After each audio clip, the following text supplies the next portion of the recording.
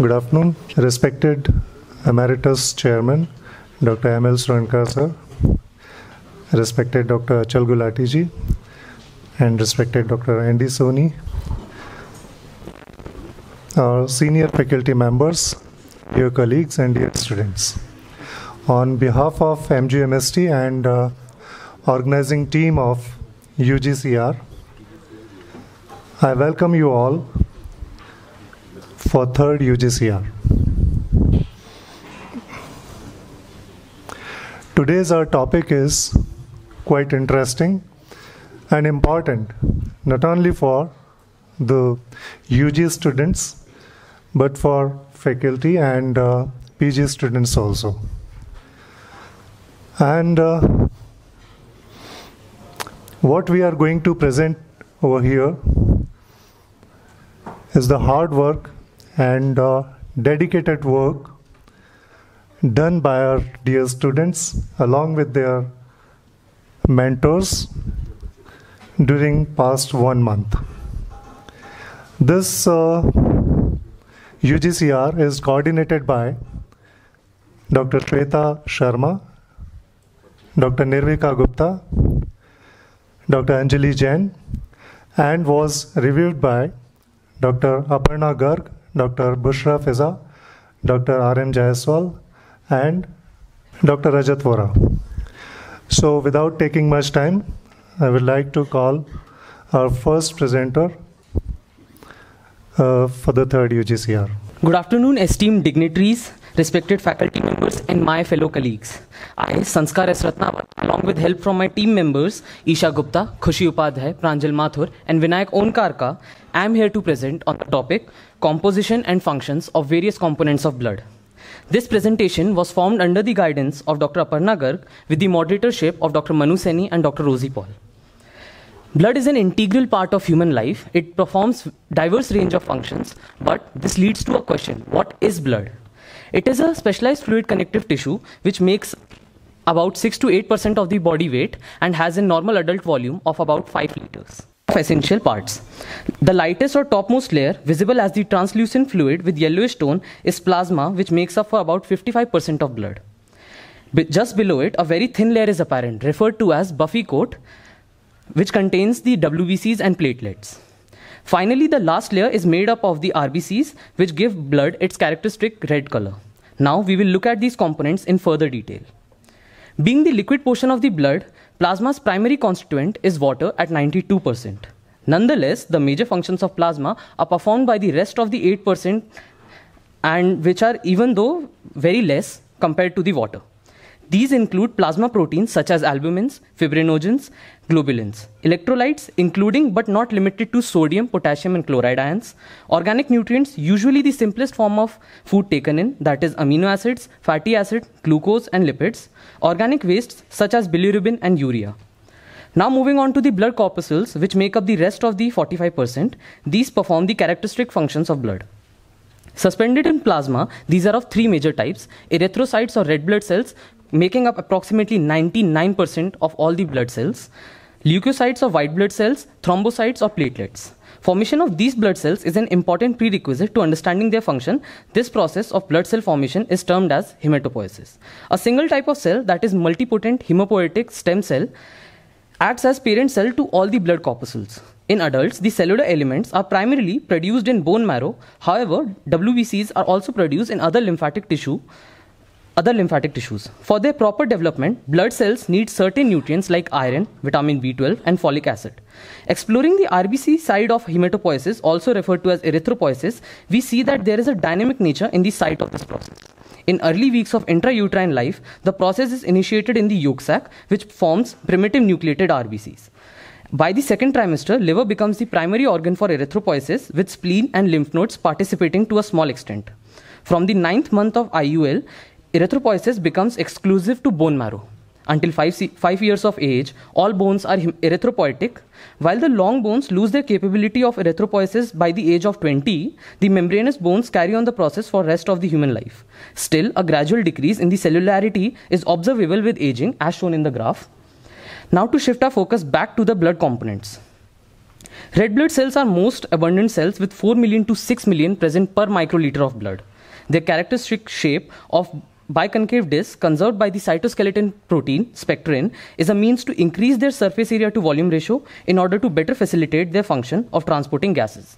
Furthermore, mature human RBCs are anucleated to increase capacity for hemoglobin, albeit this leads to losing the ability of cell division, limiting their lifespans at about 120 days. With 6 to 8 micrometers of diameter, the entirety of RBC is filled with hemoglobin, a blood pigment responsible for carrying oxygen from lungs to tissues and carbon dioxide back to lungs. Next up are the white blood cells or leukocytes. While being the largest in size, these are still least abundant, with about 4.5 to 11,000 present per microliter of blood. Although they are colorless and translucent, they are visible under microscope only after staining. They have an average lifespan of 10 to 14 days. Depending on the presence of granules, these can be divided into granulocytes and agranulocytes.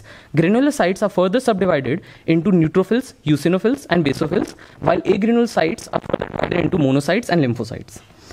As the primary cell of immune system, white blood cells fight infections and defend our body from foreign materials in quite a few ways. One of the prominent ones is the formation of antibodies by the B lymphocytes. Lastly, platelets. These are not entire cell units, rather small fragments of large cells called megakaryocytes. They have the smallest size anywhere from 1 to 4 micrometers with a varied range of shapes. The lifespan is limited to around 8 to 12 days. Functionally, these fragments they prevent external blood loss by temporary. This chain acts as a stopping mechanism before the healing of damaged blood vessels can start. Now we shift our focus on functions of blood as a whole. Collectively, the functions of blood can be summarized as follows. It facilitates the exchange of and supply of gases throughout the body. Blood plays a critical role in body immunity. Aside from cellular and humoral immunity, it also has means for non-specific defenses in the body. With help of vasoconstriction and vasodilation, it acts as a thermoregulator of the body. It helps in excretion of waste materials by transferring them from different parts of the body to the kidneys. Water makes up a major part of blood. Hence, maintaining blood volume is almost synonymous with maintaining water homeostasis. Plasma protein and hemoglobin, along with bicarbonate ions, conserve the acid-base balance of the body. Transport medium. Body hormones such as epinephrine, testosterone, calcitonin, etc. Along with transportation, also act as a storage unit for nutrients, hormones, and other chemicals. Osmotic pressure applied mainly by albumin, a plasma protein, is called oncotic pressure. It's responsible for capillary filtration and prevents edema formation. All the different kinds of nutrients are delivered to the tissues for their utilization with the help of blood. What's worth pondering is why we need to study blood and its components as a prerequisite to understanding anemia. Blood tests act as preliminary investigation tool for analysis of most body functions. With respect to anemia, investigations such as RBC count, hematocrit levels, hemoglobin content, RBC indices, and erythrocyte sedimentation rate or ESR are of prime importance. The complete blood count or CBC profile contains these aforementioned investigations along with others such as WBC and platelet count. These help with detection, evaluation, measurement and monitoring of the patient before and through the treatment process. Before concluding, I would like to bring the audience focus towards the RBC indices, which are namely mean corpuscular volume, mean corpuscular hemoglobin concentration and color index. The table here shows their normal range and formula for calculation. These are especially significant in classification of type of anemia, which would be explored by forthcoming departments. Now, I pass on the mic to my colleagues representing biochemistry department to carry the presentation. Thank you. Good afternoon, esteemed dignitaries, respected teachers, my seniors, and fellow students. Today, I, Swasti Singh, on behalf of the Department of Biochemistry, with help from my team members, Priyanshu Jangir, Saransh Gupta, Saksham Modi, and Shrikant Soni, under the guidance of Dr. G.S. Gupta and moderatorship of Dr. Bushra Fiza and Dr. Jayashree Chaudhary, will be presenting on the topic of structure, function, and metabolism of hemoglobin. Hemoglobin is a globular protein, the red blood pigment present in erythrocytes. The molecular weight of adult hemoglobin is approximately 67,000 daltons. The normal level of hemoglobin in adult males is 14 to 16 gram per liter, and in females it is 13 to 15 gram per deciliter. The structure of hemoglobin comprises of heme and globin. Hemoglobin is a conjugated protein having heme as the prosthetic group and globin as the protein part. In this conjugated protein, each hemoglobin molecule contains 4 subunits, which comprise the tetramer held together by non-covalent bonds to iron. Each subunit consists of a heme molecule attached to a polypeptide. The 4 polypeptide chains of a hemoglobin molecule, namely 2 alpha and 2 beta, are collectively called globin. The alpha globin chain has 141 amino acids and beta globin chain has 146 amino acids. When iron is in its ferrous form, it has a total of 6 valencies, wherein 4 are bound in the middle of tetrapyrrole with iron by covalent bonds. 1 is occupied by the globin chain of the amino acid histidine and 1 by an oxygen molecule. In the ferric form, there are 5 valencies with no valency for oxygen. On the screen, you can see the diagram of a hemoglobin molecule as present inside a red blood cell. You can see 2 alpha chains, 2 beta chains, iron and heme group. Each RBC contains about 280 million hemoglobin molecules. The derivative of hemoglobin comprise of oxyhemoglobin, deoxyhemoglobin, methemoglobin, carbonyl hemoglobin and carbaminohemoglobin. Let us now look at the functions of hemoglobin. Hemoglobin acts as a buffer in the erythrocytes. It also functions as a carrier of oxygen and carbon dioxide. Hemoglobin binds weakly at low oxygen pressure and tightly at higher pressures. The binding of the first oxygen to hemoglobin enhances the binding of the rest of the oxygen molecules due to its allosteric effect. This results in the formation of an S-shaped sigmoid saturation curve of hemoglobin. Factors like decreased temperature, decreased partial pressure of carbon dioxide, decreased amount of 2,3-diphosphoglycerate, and an increased pH cause a leftward shift of this graph, whereas the opposite of these conditions shift the curve towards the right. The biosynthesis of heme occurs partly in the mitochondria and partly in the cytoplasm. Around 85% of heme synthesis takes place in the bone marrow and the rest in the cytochrome in the liver. The starting substrates are succinyl-CoA and glycine, and the key regulatory enzyme is aminolevulinic acid synthase, henceforth referred to as ALS synthase. These result in the formation of delta-aminolevulinic acid, which on action by the dehydratase enzyme results in the formation of porphobilinogen. In a similar sequential manner, coproporphyrinogen 3, upon the action of coproporphyrinogen oxidase, results in the formation of protoporphyrinogen 9, which combines with ferrous iron to form heme under the effect of the enzyme ferrochelatase or heme synthase. The enzyme ALS synthase is regulated by repression mechanism. Heme inhibits the synthesis of ALS synthase by acting as a co-repressor. ALS synthase is allosterically inhibited by hematin. Additionally, ALS synthase and ferrochelatase are inhibited by lead. Drugs like barbiturates induce heme synthesis, and INH, which stands for isonicotinic acid hydrazide, decreases the level of pyridoxal phosphate, which affects heme synthesis. Let us now look at the catabolism of heme. In the human body, approximately 100 to 200 million RBCs are broken down every hour. This occurs in the reticuloendothelial cells of the liver, spleen, bone marrow, and skin primarily. Approximately 35 mg of bilirubin is formed from 1 gram of hemoglobin. In the catabolic breakdown of hemoglobin, it first breaks down into its components heme and globin. The globin dissociates into amino acids which enter their respective metabolism. The iron gets transported with transferrin and is used in the next heme biosynthesis, which is how the cycle continues. The heme part gets converted into biliverdin in the presence of the enzyme heme oxygenase. In this process, a carbon monoxide molecule is also released. This biliverdin, which is a green colored compound, gets converted into an orange-red colored bilirubin in the presence of the enzyme reductase. Bilirubin is water insoluble and combines with albumin to form a complex which travels via blood to the liver. Bilirubin combines with 2-UDP glucuronic acid to form water-soluble bilirubin diglucuronide. This travels via the bile duct to the intestine. In the intestines, the intestinal bacteria act on it to form urobilinogen. Some of it gets converted into stercobilin, which gets excreted in the feces and also gives it its characteristic brown color. Some part of this urobilinogen gets reabsorbed into the blood, travels to the kidney, and is excreted as urobilin, which gives urine its characteristic yellow color. I would now like to call upon the Department of Pathology to continue with the rest of the presentation. Thank you. Good morning, esteemed dignitaries, respected teachers, and my fellow batchmates. My name is Mansi Mishra, and on the behalf of the Pathology Department, I will be presenting the third UGCR on the etiology and pathogenesis of anemia with the various types of classification. With the help of my fellow batchmates Bhume Kontwal, Meenu Bukhar, Sneha Pune and Shivani Yadav, under the able guidance of Dr. Manju Raghav ma'am, Professor and Head, and the moderatorship of Dr. Shalini Gupta ma'am.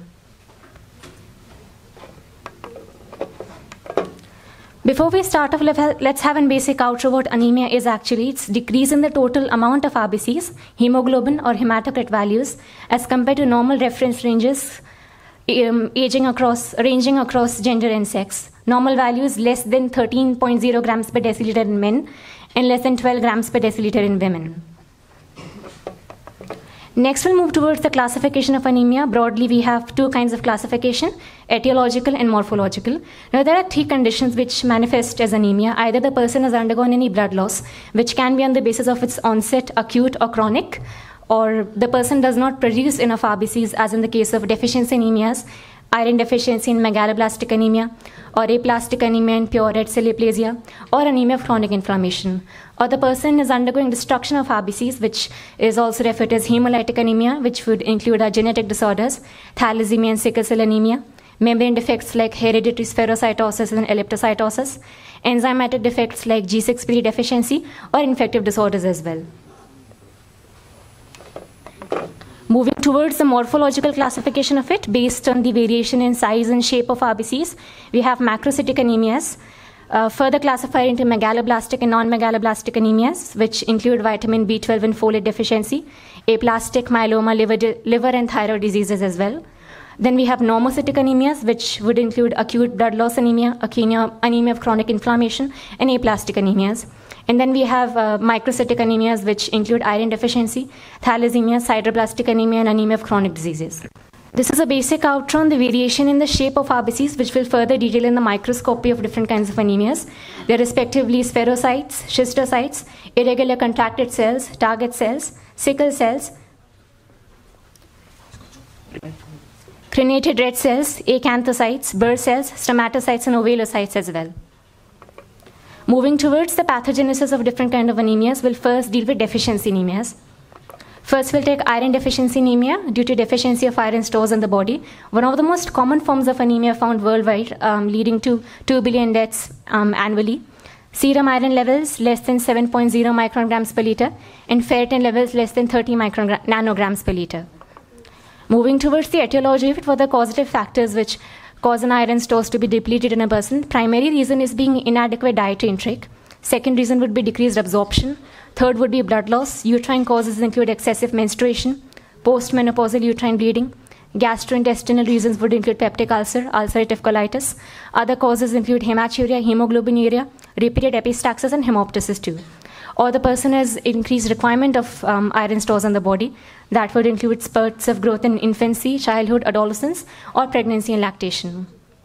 Moving towards the pathogenesis of it, what happens is due to depletion of iron stores in the body, we have increased use of reserved ferritin and hemosiderin, which further manifest as progressive depletion of reserved iron stores, which leads to lowering of serum iron and ferritin levels without producing anemia for this particular stage, which later manifests as complete depletion of iron storage, accompanied by lower than normal serum iron, ferritin, and transferrin saturation levels, finally manifesting as anemia.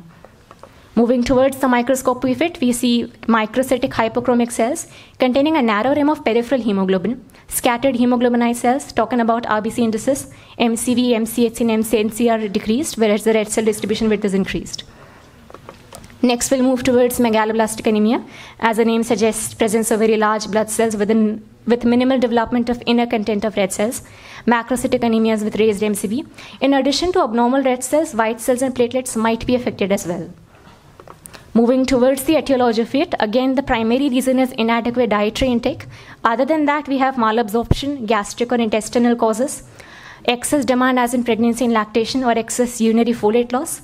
Other causes include impaired metabolism, and many unknown etiological factors also contribute to manifestation of megaloblastic anemia. Talking about the pathogenesis of it, what happens at the molecular level, vitamin B12, folate deficiency leads to impaired DNA synthesis, manifesting as delay in nuclear maturation, which leads to nuclear cytoplasmic dyssynchrony, which again leads to uneven maturation of cytoplasm, which again manifests as extramedullary apoptosis of precursors, leading to ineffective erythropoiesis, manifesting as increased RBC size, hence the name megaloblastic anemia. Moving towards the microscopy of it, we have very large cells, macroveilocytes, seen with MCV more than 115 femtoliters. About RBC indices, MCH raised, MCHC is decreased, where the red cell distribution width is increased. Very characteristic teardrop cells are seen in this particular kind of anemia, with hypersegmented neutrophils as well. Next, we'll move towards hemolytic anemias. The name suggests where the person RBC is undergoing destruction. Now, this destruction can either happen inside the vascular space or outside the vascular space.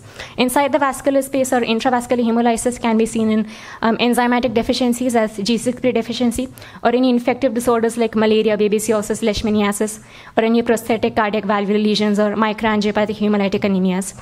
Or the red cell destruction taking place outside the vascular space, that is in the reticuloendothelial system, that would be indicative of extravascular hemolysis. This can be seen in membrane defects like hereditary spherocytosis, sickle cell anemia, thalassemia, and autoimmune hemolytic anemia.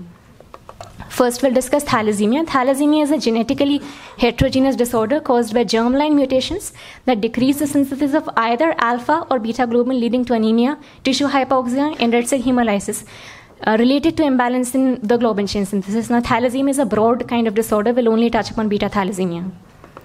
Now, moving towards the etiology of it, it is, as I mentioned, it's a genetic disorder, so the etiology would also be purely genetic. It's either due to mutations affecting the mRNA at the processing level, or it's due to mutations affecting mRNA at the transcriptional level, or it's due to mutations affecting mRNA at the translation level on its final stage, on its conversion to proteins. Moving towards the pathogenesis of it, what happens is defective synthesis of beta globin chain leading to excess production of alpha chains, which leads to presence of abnormal erythroblasts. Now, most of these abnormal erythroblasts die in the bone marrow itself, which is a hallmark of beta thalassemia, leading to ineffective erythropoiesis. Few of these cells enter circulation and cause membrane damage, further manifesting as extravascular hemolysis, finally manifesting as anemia. Further complications would include tissue hypoxia, extramedullary hematopoiesis, secondary hemochromatosis, finally manifesting as cardiac disease and death. Next, we'll move towards the microscopy of beta thalassemia. We see characteristic anisopoikilocytic cell, microcytic hypochromic RBCs. About RBC indices, MCV, MCH, and MCHC is decreased, whereas the red cell distribution width is increased, with very important phenomena, basophilic stippling and fragmented RBC seen in this particular kind of anemia. Next, this is a small table illuminating the differences between iron deficiency anemia and beta thalassemia minor on the basis of several RBC indices. Next, we'll move towards sickle cell anemia. This is again a genetic disorder, which is a common hereditary hemoglobinopathy caused by point mutation in the beta globin chain of hemoglobin. Moving towards the pathogenesis of it, what actually happens is valine replaces glutamic acid at the 6th position chain of the beta globin chain of hemoglobin, with the normal variant of hemoglobin HbA being mutated into HbS, hence the name sickle cell anemia. Moving towards, now, dehydration, hypoxia, and acidosis are predisposing etiological factors which leads a person's RBC to become sickled. Moving towards the pathogenesis of it, the genetic level, we have deoxygenation and oxygenation in multiple transient times manifesting as extensive membrane damage, and cell with dehydration and membrane damage, finally manifesting as two basic phenomena, hemolysis and microvascular obstruction, leading to presence of sickled RBCs in the blood. Moving towards the microscopy of it, we see irreversibly sickled cells, anisopoikilocytic RBCs with MCV decreased and MCHC and red cell distribution width increased. Next, last but not the least, we'll touch upon hereditary spherocytosis. This is again a genetic disorder, a membrane defect this time, which is due to intrinsic defects in the red cell membrane cytoskeleton, which render the red cell spheroid less deformable and further vulnerable to splenic sequestration and destruction. Now, we have 3 proteins in an RBC membrane, enchirin, spectrin, and band 3 proteins. Defective synthesis of these proteins leads to a membrane cytoskeletal defect, which leads to loss of membrane due to decreased stability, which further manifests as decreased surface to volume ratio, leading the RBCs being spheroid or elliptical and the increase in blood, hence manifesting as erythrostasis due to splenic trapping, further manifesting as phagocytosis. Moving towards the microscopy of it, we see spherocytic RBCs lacking central pallor, hypochromic and isocytic in nature with very characteristic Havel-Jolly body seen. MCV, MCH normal, MCHC increase in red cell distribution, which is also increased. Thank you very much, and I'll pass over the mic to my batchmates from the microbiology department.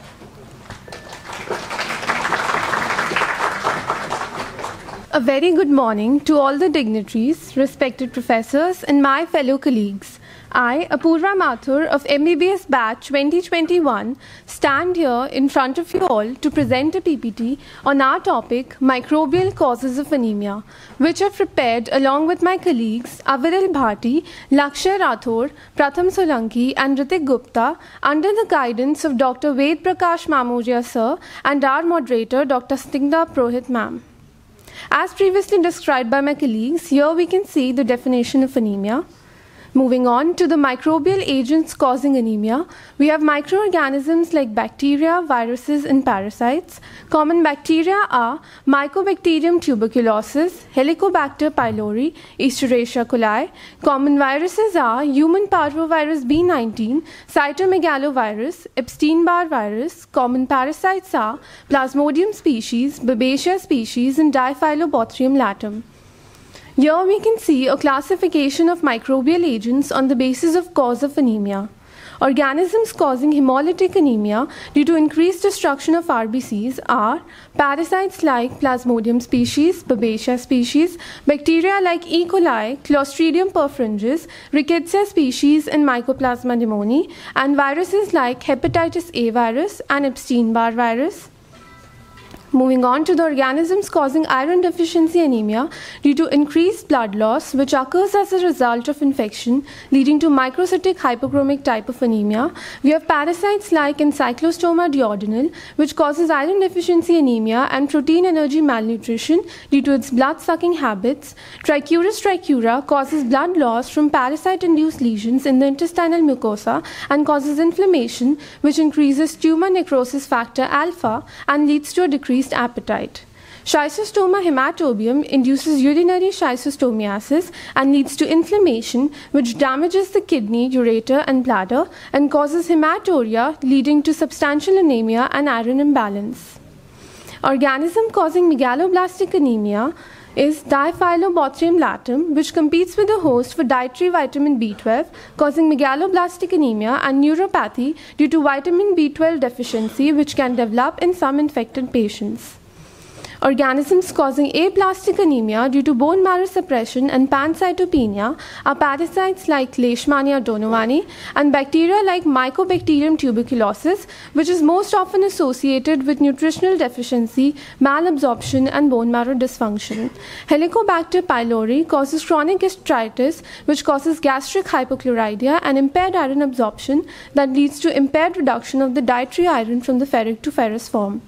Viruses like cytomegalovirus, Epstein-Barr virus, and human parvovirus B19 also cause aplastic anemia.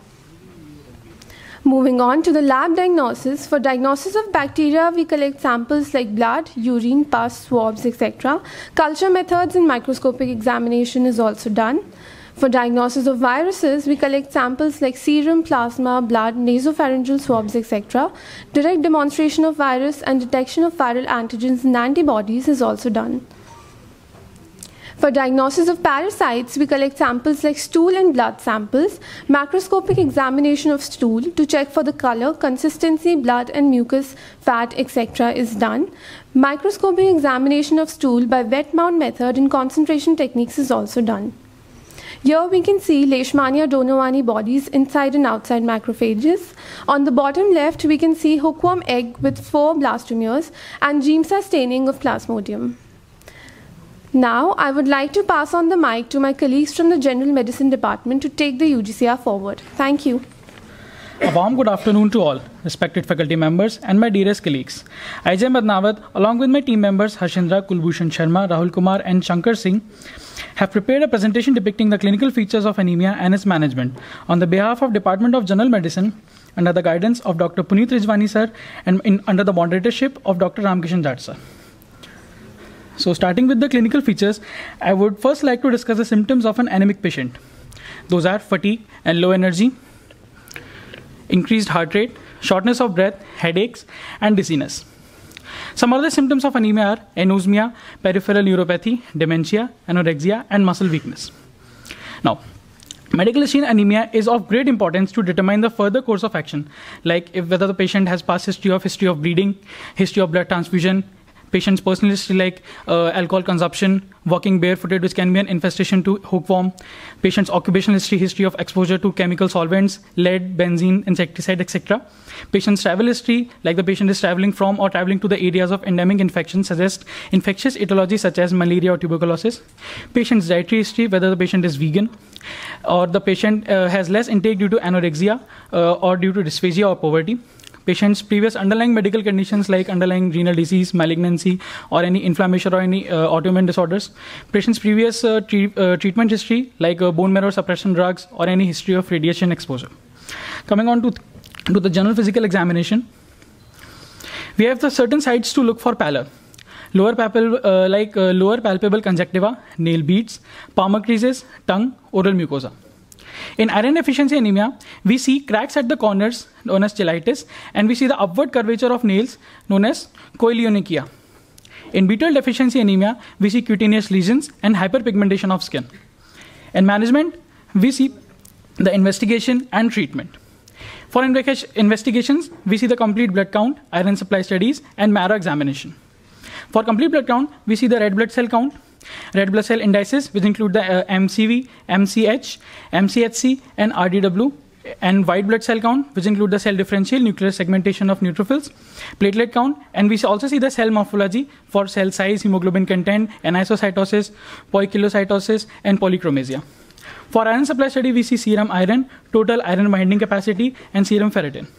For bone marrow examination, firstly we aspirate, and then we see AM ratio E, and then the cell morphology, and then iron stain. In biopsy, we see the cellularity and the morphology of cell.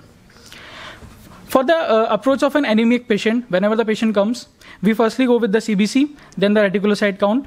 In the reticulocyte count, if the index comes less than 2.5%, then we see the red cell morphology, whether it is normochromic or normocytic, or it is microchromic or macrocytic. If the normocytic morphology occurs, then we see the hyperproliferative conditions like marrow damage or iron deficiency and stimulation to inflammation, metabolic defect, and renal diseases. If the microcytic condition occurs, then we see the maturation disorders like cytoplasmic defects like iron deficiency, thalassemia, sideroblastic anemia, or nuclear defects like folate deficiency, vitamin B12 deficiency, and drug toxicity. If the index is more than 2.5, then we see hemolysis or hemorrhagic conditions like blood loss, intravenous hemolysis, metabolic defect, membrane abnormality, hemoglobinopathy, immune destruction, and fragmentation hemolysis. Now we come over to the treatment. Firstly, we discuss the non-pharmacological treatment like vitamin C, ascorbic acid, which increases absorption, increase intake of iron-rich food items, breastfeeding, and we should inhibit the tea and coffee along with meals because it lowers the iron absorption in our body. Then we come to treatment of B12 deficiency anemia. Vitamin B12 deficiency anemia is usually treated with injections of vitamin B12. Replenishment of body stores should be complete with 6,000 microgram IMs. Injections of hydroxycobalamin given at 3 to 7 days interval. Maintainable therapy, 1,000 microgram hydroxycobalamin once every 3 months. Treatment of folic acid deficiency anemia. Tablet folic acid, we should prescribe for 5 to 15 milligram per day. Continue this therapy for 4 months. Now we come over to the treatment of iron deficiency anemia, which includes oral iron therapy, parenteral preparations, and blood transfusions. Oral iron therapy. Dietary iron absorption is usually 5 to 15% in a normal, healthy person and about 25 to 30% in iron deficiency. Oral iron is first-line therapy in stable patients with isolated iron deficiency. Oral iron therapy. Again, the recommended therapy is 100 milligram per day or 200 milligram on alternate days in iron deficiency anemia. Unfortunately, compliance to oral iron treatment is low because of gastrointestinal side effects like nausea, epigastric discomfort, vomiting, constipation, or metallic taste. Now, what are the indications when we have to start the parenteral therapy? Refractoriness to the oral therapy or oral iron intolerance, need quick hemoglobin recovery, which occurs in severe anemia in 2nd or 3rd trimester, substitute for blood transfusion. Now, what are the available forms of parenteral therapy? Sodium ferric gluconate, iron sucrase, low molecular weight iron dextran, ferric carboxymaltose.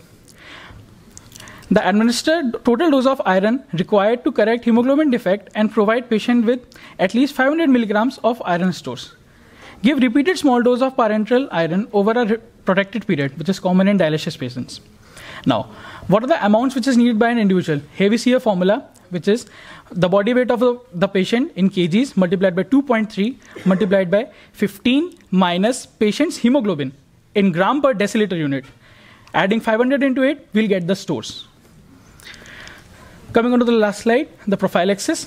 What are the parasite control measures? Antihelminthic therapy with 400 milligram of single dose of albendazole is given to eliminate hookworms before the initiation of iron and folic acid therapy. With this, I would like to conclude and invite the next department of gynecology to conduct this UGCR further. Thank you so much. Good afternoon, respected teachers and my colleagues. Today I am here to present third undergraduate combined round. Good afternoon, respected teachers and my colleagues. Today I am here to present third undergraduate combined round on the topic of anemia and pregnancy, which is prepared by Skand Parekh, Sonal Agarwal, Sonia Agarwal, Urvashi Garg, and Uswa. And it is presented by me, Skand Parekh, under the guidance of Dr. Usha Shekhawat Ma'am, Professor and Head of Department of Obstetrics and Gynecology, under the moderatorship of Dr. Pratik Suren Sir, Assistant Professor of Department of Obstetrics and Gynecology. So as we have already discussed, anemia is a decrease in oxygen carrying capacity of the blood due to decrease in amount of RBC or hemoglobin or both.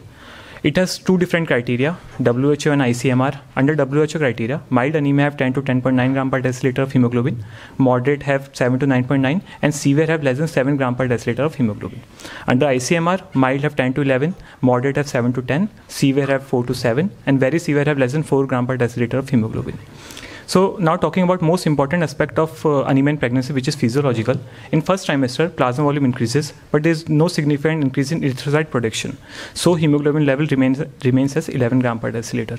In second trimester, dilution anemia takes place and erythrocyte production increases about 20%. On the contrary, plasma volume rises about 50%. So hemoglobin reduces to 10 gram per deciliter.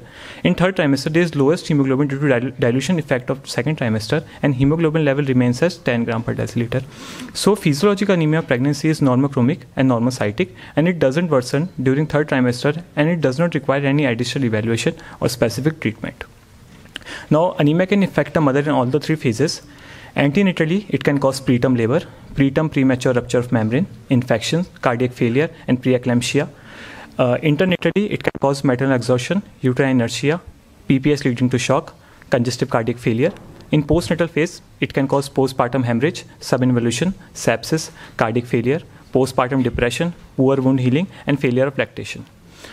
Now, effect of anemia on fetus includes fetal growth restriction, intrauterine death, increased perinatal mortality, neonatal anemia, and you can see symptoms as lassitude and fatigue, anorexia, indigestion, palpitation, dyspnea of legs, and signs can be observed as pallor and edema. For laboratory diagnosis, according to Indian guidelines, we have to check hemoglobin 4 times in an antenatal woman. Firstly during booking, then 28, 32, and 38 weeks. Investigation are done to a certain degree, cause and type of anemia, including hematocrit, hemoglobin, MCV, MCH, MCSC, and RDW. Secondly, peripheral blood film should be made. And in third, electrophoresis, urine, stool, and bone marrow examination. Now, special investigation can also be done, including vitamin B12 and serum folate test, serum ferritin, serum iron, and serum iron binding capacity, and percentage saturation of transferrin. For prophylaxis, Government of India have launched Anemia Mukt Bharat program, also known as Integrated National Iron Plus Initiative. So in this program, during pregnancy and in planning pregnancy and in first trimester, folic acid 400 microgram, 1 tablet daily should be given. And in second trimester up to 6 months, folic acid 500 microgram plus 60 milligram elemental iron and tablet albendazole 400 milligram single dose is given. For treatment, treatment are done by 3 different methods: oral iron therapy, parenteral iron therapy, and blood transfusion. In oral iron therapy, iron folic acid 2 tablets per day should be given, which is a combination of 60 milligram elemental iron and 5 milligram folic acid. Indicators of response are reticulocyte count increases within 7 to 10 days, and also hematological indices rises in hemoglobin after 3 weeks. And if there is failure of response due to non-compliant patient and faulty absorption or undiagnosed blood loss, parenteral iron therapy is preferred, which include iron sucrose, ferric carboxymaltose.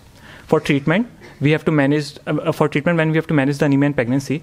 In moderate anemia, when pregnancy is of less than 30 weeks, oral iron tablet 2 tablets per day should be given, and we have to check hemoglobin after 3 months and 1 week, after 3 weeks or 1 month.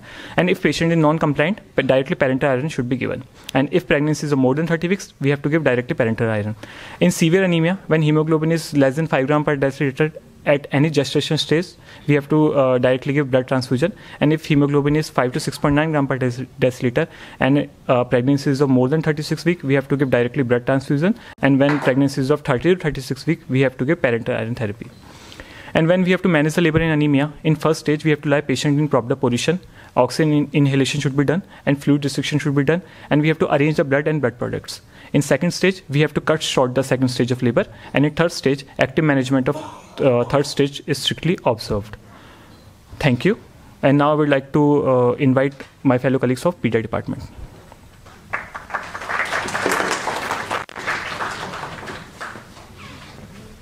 A very good afternoon, esteemed dignitaries, respected faculty members, and my fellow colleagues.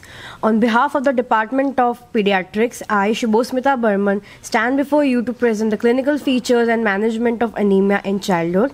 I was helped by my hardworking group members, namely Aditi Sameria, Diya Khichi, Muskan Verma, and Surbhi Meena, under the guidance of Dr. Ashok Gupta, Professor and Head of the Department of Pediatrics, and Moderator, Dr. Priya Marwa, Professor Pediatrics. Moving towards the importance of studying anemia in childhood. Anemia is a common and often complex finding disease throughout childhood.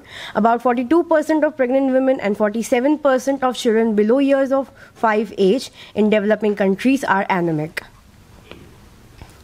Anemia refers to red blood cell mass, amount of hemoglobin, and volume of packed RBCs less than normal, determined either as hematocrit or hemoglobin concentration less than 2 standard deviations below the normal for age.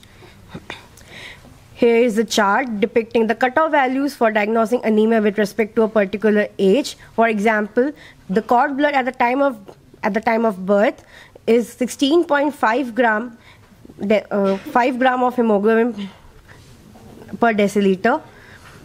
At 1 year of age, the concentration of hemoglobin in blood is 12 gram per deciliter, and from 12 to 18 years of age, in girls is 14 gram per deciliter, and in boys is 14.5 gram per deciliter. Anemia can be graded into 3 subcategories, namely mild, moderate, and severe. In mild anemia, the hemoglobin levels range between 9.3 to 11 gram per deciliter. It is usually asymptomatic and frequently escapes detection. In moderate anemia, the hemoglobin levels differ from 8 to 9.5 gram per deciliter and may present with other symptoms and warrants. Timely management to prevent long-term complications is required. In severe anemia, the hemoglobin levels decrease than 8 gram per deciliter and warrants investigation and prompt management. So how are we supposed to approach for the diagnosis of anemia in childhood? Firstly, history taking. Secondly, physical examination, complete blood count, reticulocyte count, and peripheral blood smear. Heading towards the history taking with respect to a particular age in newborns, anemia can occur due to hemorrhage, hemolysis, infections, and impaired red cell production. In infants and children, iron deficiency anemia, vitamin B12 deficiency, and hemolytic anemias are more prevalently observed. In adolescents, menstruating, and pregnant teens, iron deficiency anemia is more commonly observed. As far as sex is considered, in males, anemia can occur due to G6PD deficiency. In races, sickle cell anemia is more common in tribes, and thalassemia is more common among Sindhis, Punjabis, and Gujaratis. If we talk about family history, anemia can also occur due to vertical transmissions such as congenital anemias, hemolytic anemias, X-linked diseases such as G6PD deficiency, autosomal dominant variants such as phagocytosis, and autosomal recessive variants such as sickle cell anemia, Fanconi's anemia, and thalassemia. In ethnicity, history of gallbladder and recurrent jaundice may lead to hemolytic anemias. Family history of anemia and death of children are suggestive of thalassemia, and history of tingling sensation or suggestive of neuropathy may lead to vitamin B12 deficiency. Moving towards a diagnostic approach, if diarrhea is observed along with anemia, it is mostly due to malabsorption of vitamin B12, vitamin E and iron, inflammatory bowel disease and anemia of chronic disease, milk protein intolerance induced blood loss, and intestinal resection due to vitamin B12 deficiency.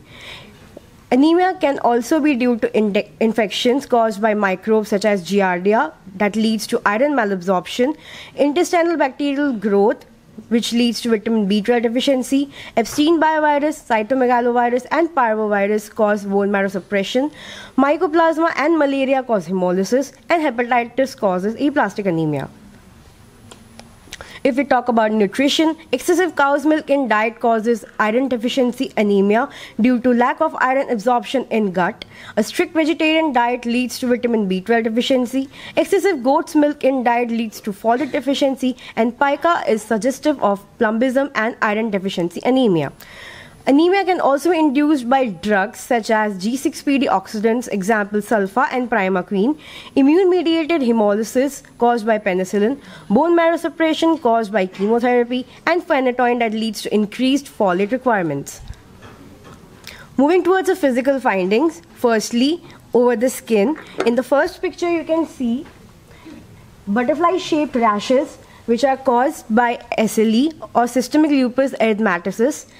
In the second picture, you can see black spots, which are called cafe-au-lait spots that are caused by Fanconi's anemia. In the third image, you can see rashes that are called petechiae. In the fourth image, purpura. And in the fifth image, you can see discoloration of skin, which is called vitiligo and is caused by vitamin B12 deficiency. Also, jaundice due to hemolysis, erythematous rash due to parvovirus and Epstein-Barr virus, purpura and petechiae as mentioned in the pictures, autoimmune hemolysis and thrombocytopenia. Moving towards the findings on head, in the first picture you can see the difference in the size of head of a normal infant and that of an infant suffering from microcephaly, which is caused by Fanconi's anemia. And in the second image, you can see the forehead of a normal child and that of a child suffering from frontal bossing, which is caused by thalassemia major. Moving towards the findings on eye, in the first picture, you can clearly observe a shrunken eye, which is known as microphthalmia and is caused by Fanconi's anemia. In the second picture, you can see a brown border over the iris of eye, which is called Kayser-Fleischer's ring due to Wilson's disease. And in the third diagram, you can see the difference between a normal eye and that of an eye suffering from retinopathy, which is caused by sickle cell anemia. Findings on mouth. In the first picture, you can see red spots all over the mouth, which is called telangiectasia and is caused by Osler-Weber-Rendu syndrome. In the second picture, you can see inflammation around the angle of mouth, which is called angulus stomatitis and is suggestive of iron deficiency anemia. In the third picture, you can clearly observe black spots all over the lips, which is due to Peutz-Jeghers syndrome. And lastly, in the fourth image, you can see inflammation over the tongue and is known as glossitis, which is caused by vitamin B12 deficiency and iron deficiency. Findings over the abdomen, hepatomegaly is observed and is caused by hemolysis, infiltrative tumors, chronic disease, hemangioma and cholestasis. And splenomegaly is also observed due to hemolysis, sickle cell disease, thalassemia, malaria and Epstein-Barr virus. Talking about the extremities, absent thumb may be observed due to Fanconi's anemia, spoon nails due to iron deficiency, and dystrophic nails due to dyskeratotic congenita. CNS depression is also observed, such as irritable apathy due to iron deficiency anemia, peripheral neuropathy due to lead poisoning, ataxia and posterior column diseases due to B12 deficiency, and stroke are suggestive of sickle cell disease. Short stature is also observed due to Fanconi's anemia and malnutrition. So what are we supposed to do as clinicians? Take brief clinical history of the patient, examine physical findings. First line diagnosis should be done, that is complete blood count of hemoglobin, hematocrit and mean corpuscular volume, reticulocytes and peripheral smear. Second line diagnosis include iron studies, evidences of hemolysis and electrophoresis, and third-line diagnosis include bone marrow aspiration. Moving towards the management and treatment of iron deficiency anemia, iron-rich foods in diet is a must. For example, iron, animal protein, green vegetables and cereals, folate and vitamin C supplements, and oral iron supplements in dosage of 3 to 6 milligram per kg per day elemental iron on empty stomach in between meals. Reticulocyte count is supposed to increase within 3 to 5 days after initiating therapy. After correction of anemia, oral iron should be continued for 4 to 6 months to replenish iron stores. Moving towards the dose calculation for parenteral iron. Calculation of iron deficit for initial repletion is total cumulative dose in milligram is equivalent to target hemoglobin subtracted by actual hemoglobin into weight in kg into 2.4 plus 15 into weight in kg. The dosing is as follows. Divide cumulative dose, administered doses every 3 to 7 days until total dose is administered. And recommended maximum single dose is 300 milligrams for 7 milligram of iron per kg to prevent adverse effects. Administration. Test is not necessary in children over 1 month of age. Dilute doses less than 100 milligram in 1:1 ratio with normal saline should be infused over 30 minutes. Dilute doses of 100 to 200 milligram in 1:1 ratio in normal saline should be infused over 60 minutes, and dilute doses of 300 milligram in 200 ml of normal saline should be infused for at least 90 minutes. Now I would like to call upon the Department of Community Medicine in order to continue the third UGCR. Thank you. Good afternoon, respected dignitaries, respected teachers, and my fellow batchmates. My name is Aman Singh, and I'll be talking about Anaemia Mukt Bharat program. This presentation was made by myself, along with Princy Garg, Shreya Agarwal, Shubhi Srivastav, and Sonali Khokar, under the guidance of Dr. Rajat Vora, Professor and Head of Department of Community Medicine, and Dr. Indu Mohan, Associate Professor, Department of Community Medicine. Talking about the current state of anemia in India, iron deficiency anemia has been the main cause of health burden in India for the past decade. This is based on the previous global burden of disease surveys. Poverty, caste issues, and poor sanitation are the principal factors contributing to anemia in India. India has been placed at 170th place after 180 countries due to its highest rate of iron deficiency. Talking about the percentage of anemic individual in Rajasthan, which has increased from 61.6% in 2015 to 72.4% in 2021.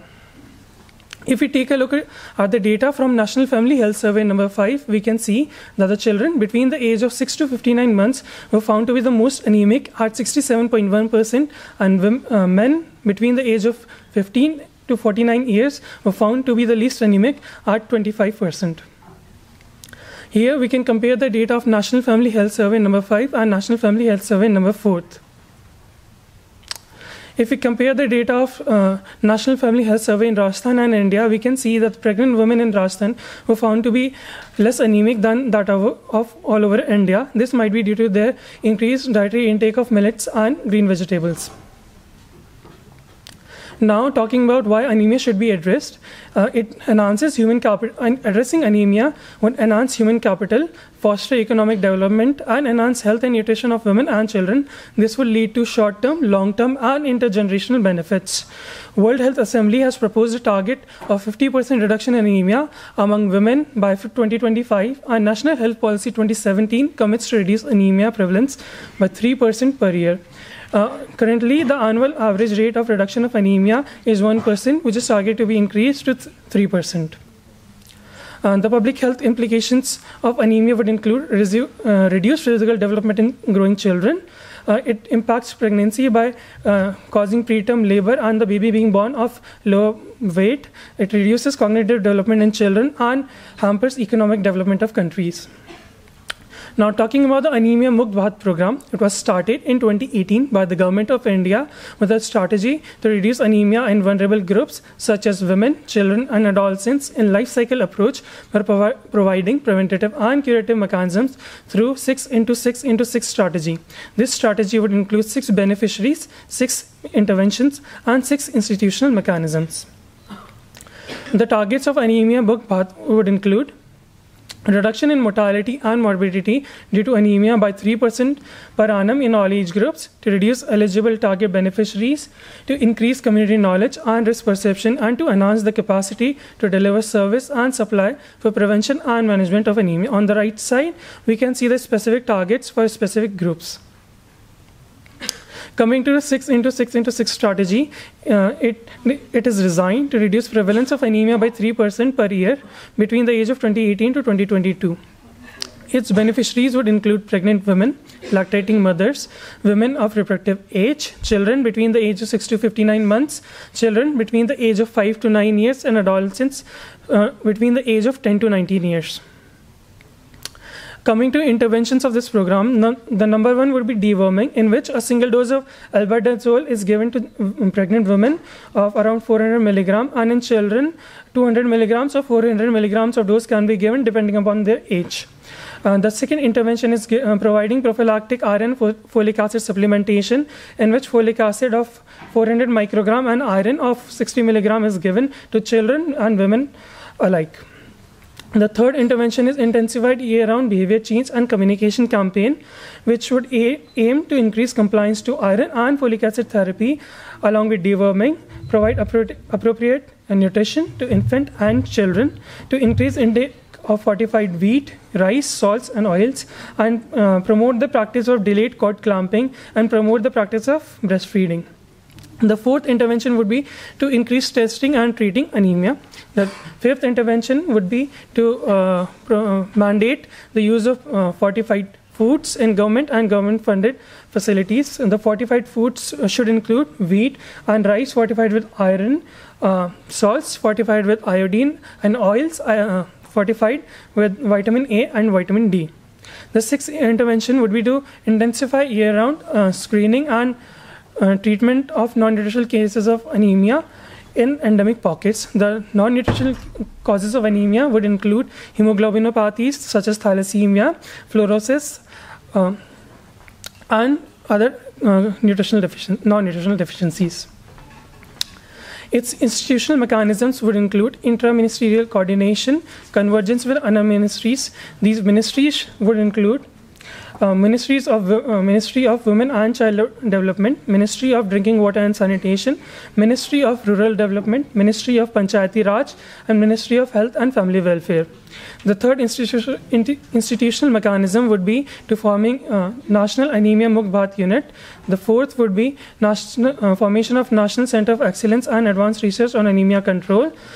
Fifth would be strengthening the supply chain and logistics. The sixth institutional mechanism would be formation of Anaemia Mukt Bharat Dashboard and digital portal.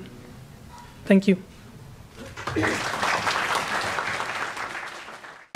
Now, we will invite respected Dr.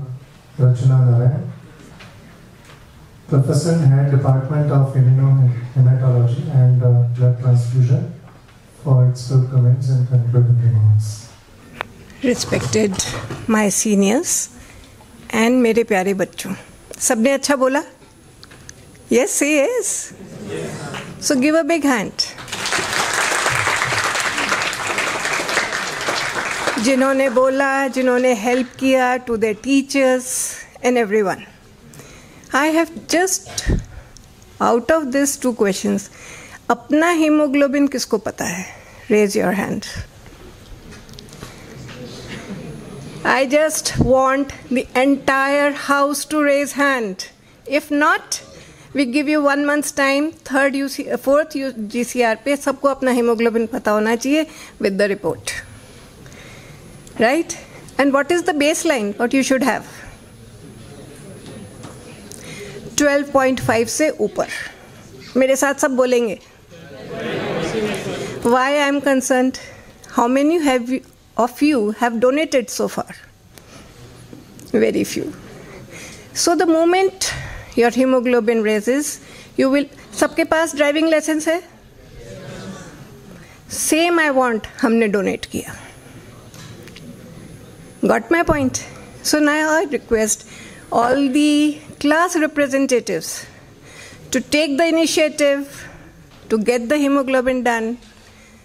अगर कम है, अपने अपने teacher से पूछो, they will tell you क्या लेना है. And come forward. Licence लेने के लिए किसी ने कहा था क्या, मम्मी ने, पापा ने? No. So again, for donation you have to come forward. अपना नाम लिखाना है और आगे आना है. Right? Fundamental knowledge. Like those who are in first MBS, they should write from the embryology how the blood formation takes place, where from the blood comes. Alright? So the embryology is very important. Then in first MBS you are taught physiology. Then physiology of red blood cells should be given more importance. Alright? And then of course in those who are presenting from second MBA or biochemistry, for that example, you should know how the oxygen is carried by the hemoglobin or heme and globin molecules. Alright? So these things should be emphasized more and more. Can any one of you tell, and in the second MBBS onwards, then you can go for the anemia classification, what type of classification is required, and then those who are in the fourth MBBS or final MBBS, they should talk about the diagnosis and treatment sort of things, which I today see the lack of that in whole presentation, to be very honest. Everybody has spoken very well, but I could not see. Can any one of you tell where the blood cells generate in embryo, at what age of the pregnancy, what age of the intrauterine life? Anybody of you? What time? Gestationally. Up to 3 months of the First tell me. There is a formula of 3. I am giving you the indication. There is a formula of 3. So where this thing starts? It is in the yolk sac on day 3. Alright? Stem cells, those who are responsible for formation of blood, they start as a stem cells, of course from the mesenchymal origin. They start on day 3. And on 3 months of pregnancy, whole hematopoiesis shifted to hematopoiesis shift to liver. Only liver, not spleen. And then it goes to extra organs, and in the finally, at the time or just before the delivery or at the delivery and later on up to the puberty, it goes to the bone marrow. Okay? So what is that cell which is there in the yolk sac?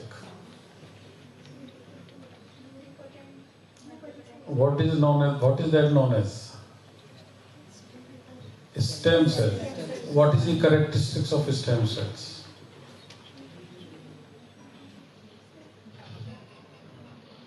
What is the main difference in a division of the somatic cell, the stem cell, and a normal cell? So that stem cell has characteristic of pluripotency. So like it can generate different cells like RBC, WBC, and platelets. Yes. So normal cell has particularly that definite characteristic that it will develop into a particular cell. So beta, what I want to say that in the stem cell, it is always the asymmetric division. पढ़ाया आपने? Division कभी भी बराबर नहीं होता. ज़्यादातर divide जब cell होती है तो बराबर में डिवाइड होती है. यहाँ पे जो सेल है, स्टेम सेल वैसी रहती है. It can regenerate, और इसका जो छोटा पार्ट है, which goes and to a specific direction. Suppose that has to go to RBC, that has to go to WBC, that has to go to platelets. So these things should be emphasized, right? And bone marrow में भी कहाँ पे होता है? कौन सी bone marrow होती है? Red bone marrow कब तक रहती है?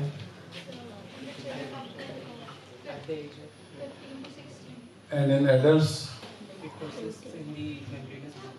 what are the membranous bones?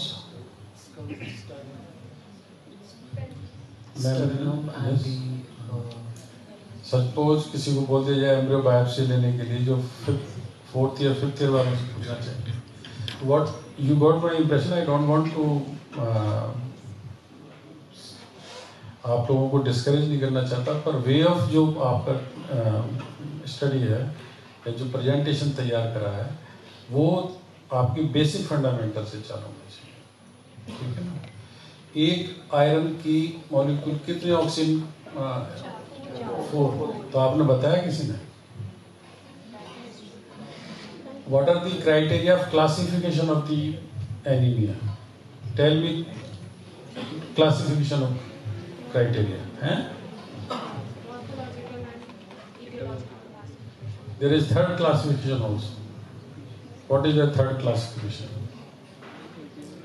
Okay, morphological classification. Tell me what is morphological classification? Based on what? Size of RBC. What is the size of RBC? 80 to 100. 7.8. Femtometer. MCV is in femtometer. 10 1⁻50 femtometer. ठीक है ना? यदि उससे ज़्यादा index जैसे आपने बोल दिया, what is that index? You are saying index 2.5 or more than 2.5. It's a reticulocyte index, beta. Rectic index. You can classify on the basis of rectic index also. All right? Because if the loss is more, then bone marrow produces more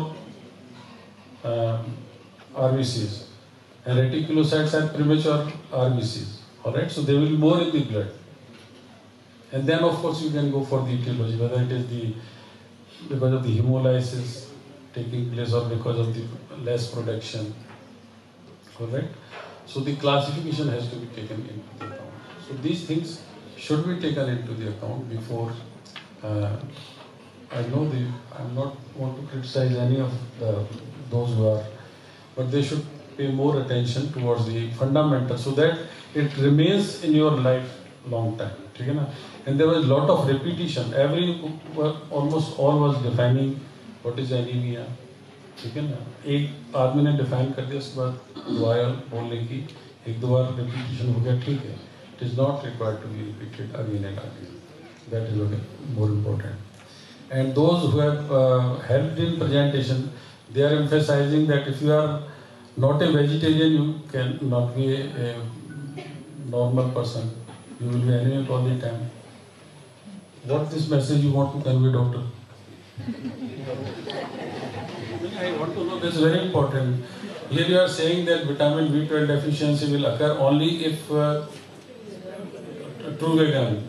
In India or in the Hindi heartland, most of them are vegetarian. What should be the and every almost I see 3 or 4 presenters who are speaking that way. कितने आप में से non vegetarian हैं? और वो heavy तो कितने खाते हैं? डेली खाते हैं क्या? कभी कभार होटल में चले गए, चिकन विकन खा लिया, मटन खा लिया, डेली खाते हो क्या? It's the variety of food. Vegetarian have everything. You have to mix and match. Rather, on the contrary, non-vegetarian food is not good for health. There are so many disadvantages. That thing has to be there. Okay? Next time you go and search, there is no deficiency of iron, iron deficiency or vitamin B12 deficiency. What is pernicious anemia? क्या होता है उसमें? बोलो बेटा, anybody? जोर से बोलो बेटा। वो तो और चीजों में हो सकते बेटा, उसको क्या इंपॉर्टेंट चीज इससे पर्निशियस एनीमिया बोलते हैं? वो तो विटामिन B12 में हो गया मेगलोब्लास्टिक। यस, किस लिए होता है intrinsic factor? Intrinsic So what type of disorder this is? This is autoimmune disorder. So lifelong they have to take vitamin B12. ठीक है?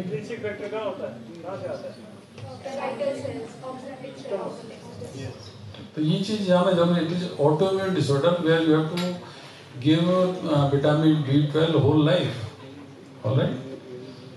Vitamin B12 deficiency तो otherwise होती रहती है अपने काफी लोगों को होती है, ठीक है? पर अगर आप आयरन जैसे डेफिशिएंसी है, विटामिन B12 की डेफिशिएंसी, तो हरी पत्ती वाली सब्जियां खाएंगे, पालक है, so many things are there, बैगन है, all sorts of things are there.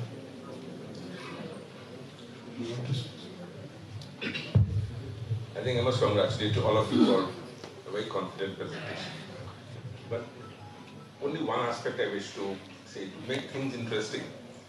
The applied part of it is very important. You know, whenever you say something, you have anemia. So you have dyspnea along with that. Why do you have dyspnea? You have anemia, you have so many other issues. So, at least at the end of every presentation, we need to put in a little bit about the applied part of the presentation, what I'm doing, because that's important. Because that brings about an interest in it. What Dr. Swankar was mentioning, so many things. How does he remember everything? Because he has always, since the beginning, tried to correlate his knowledge with the applied part. If this is there, what happens, why it happens, and how it presents. Ultimately, all of you are going to become doctors, and you need to be aware of how the patient will present and why he is presented in that particular manner. If I have anemia, there are so many other symptoms along with that. You know, is anemia a diagnosis? Is it a sign? Is it a symptom? You need to look at it. Same way, you will have so many presentations. You will have a jaundice as a presentation, you will have dyspnea as a presentation. So all of them have a particular issue. When the patient comes to you, he comes to you with a particular symptom. You have found he has anemia.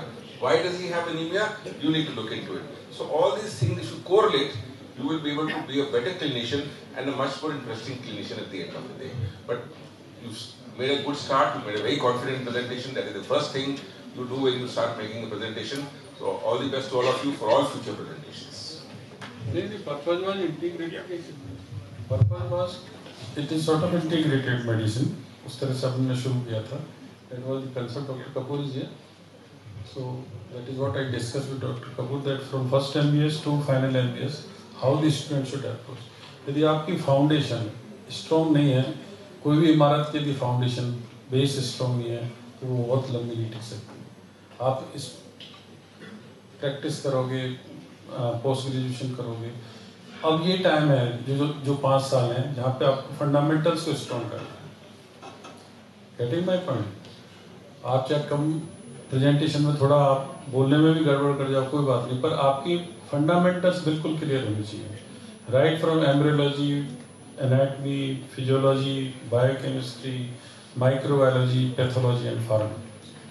If you are focusing on these things, everything will fall in line and you will be a very good clinician, let me tell you. ठीक है ना? चाहे वो anaemia हो, चाहे obesity हो, चाहे jaundice हो, चाहे कोई और चीज हो. ठीक है ना? So focus on fundamentals. कि हुआ तो हुआ कैसे. पहले मैं जानूं तो सही कि आयरन कहाँ से आ रहा है, हीमोग्लोबिन कैसे बन रहा है, कौन सी प्रोटीन्स हैं, कौन सी केमिस्ट्री चल रही है. ठीक है ना? अब ये बताइए कि आरबीसी ये इस तरह की प्लेट्स टाइप सेल्स क्यों होती हैं, गोल क्यों नहीं होती, राउंड क्यों नहीं होती. Yes yes yes yes. Sir, to increase the surface area to volume ratio so that they can better facilitate the gaseous transfer. Yes, number 1, number 2. Very good. Lack of nucleus. वो nucleus तो बहुत चीज़ में absent हो सकता है. चलो. और क्या advantage है bicon डिस्क है ना जो can easily pass through the capillaries. Yes, this is the important thing because surface area बढ़ जाता है, कैसे भी घूम घाम के, क्योंकि they have to travel throughout the body. All right? तो capillaries में अगर वो एक ही sphere shaped है तो स्क्वीज हो जाएगी, फट जाएगी वो. ठीक है कि नहीं? तो वो मोल्ड हो जाती है और आगे निकल जाती है, ऑक्सीजन सप्लाई कर जाती है. All right? So these fundamental things, if you know, then it will be always better. एक जो सर ने पूछा how much oxygen is carried out by 1 gram of hemoglobin? 1.34 बताया आपने? वो भी इम्पोर्टेंट है. जब भी कोई चीज डिस्कस करो, remember 5 questions must be answered for every scientific why, when, where, what, how. कोई भी चीज तुम देखो, ये 5 सवाल अगर तुम उसके आंसर कर सकते हो, this subject is yours after that. Keep this in mind. That is also form the basis for all scientific research. All these 5 questions need to be answered. ठीक है? तो ये 5 सवालों का जब भी कोई presentation करो, just see to it that once you cover all these 5 areas, you have the topic in your hand. ठीक है?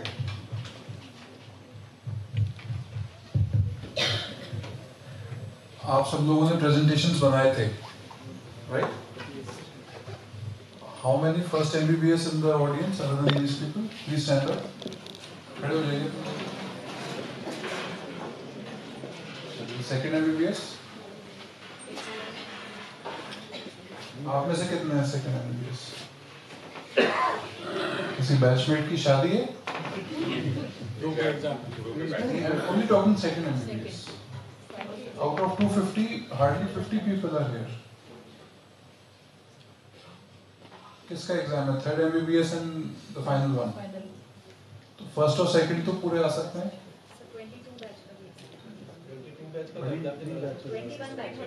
21 batch and 23 batch. I'm talking only 20.